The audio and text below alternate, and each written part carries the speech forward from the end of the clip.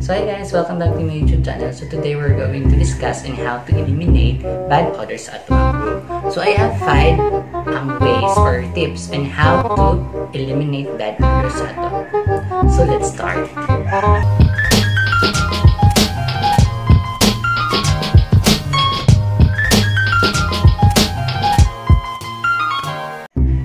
So hi guys, welcome back to my YouTube channel. So today we're going to discuss on how to eliminate bad odors sa ato ang kwarto.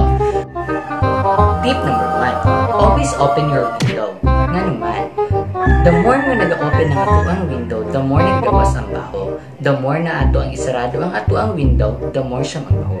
Mura na siya itong baba guys. Kung dilita mo storya, dilita mo tingong itong baba. So therefore, kailangan itong storya para magawas ang baho sa itong baba.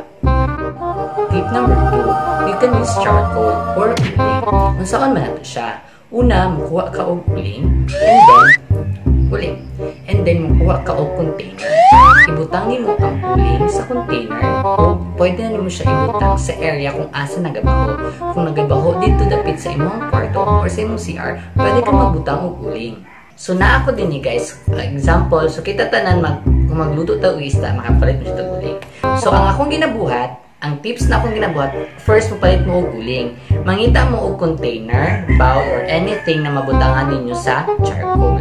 So for example, kani ako I have here. So akong gibuhat, gibutangan ako og charcoal, and then gibutangan ako siya og downy.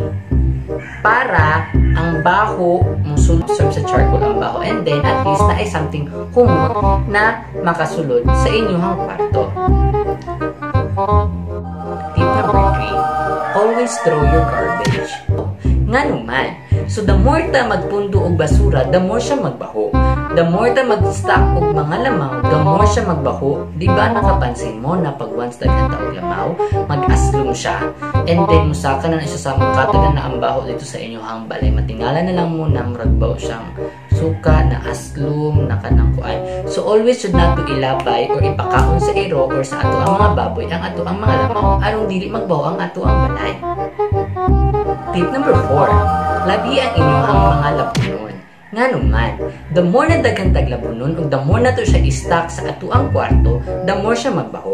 So therefore, kung daghan ka og labunon, ang baho ana masagol and naay tendency na magbaho inyong kwarto. So dapat always jud nato laban natong labunon ug dili nato siya ulato na mudaghan pa aron dili na mo baho ang ato ang balay or ato ang kwarto. And ang pinakalas, tip number 5, always clean our house. The more nga nagalimpyo ta, the more na dili magbaho ato ang balay. Useless na kayo kung sige tag-abri sa ato ang balay kung tangpag-uling or unsa pa ba, kung kita damak magbaho jud ang ato ang balay. So timan-an nato na ato ang balay isa sa ato ang ginapuy-an na dapat always limpyo. Remember na kung mag-map ta, dapat dili po langsa. Kay usahay man gud maglangsa jud siya labi nagdili mo siya matarong ba. So maulan to guys, hope na naamoy nakutlo or kanang na-enlighten mo kung saan paglipyo sa ato ang balay.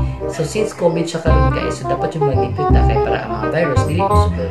And I hope na naka-learn mo sa ako ang video. Maulan to, keep safe and observe social distancing. Bye!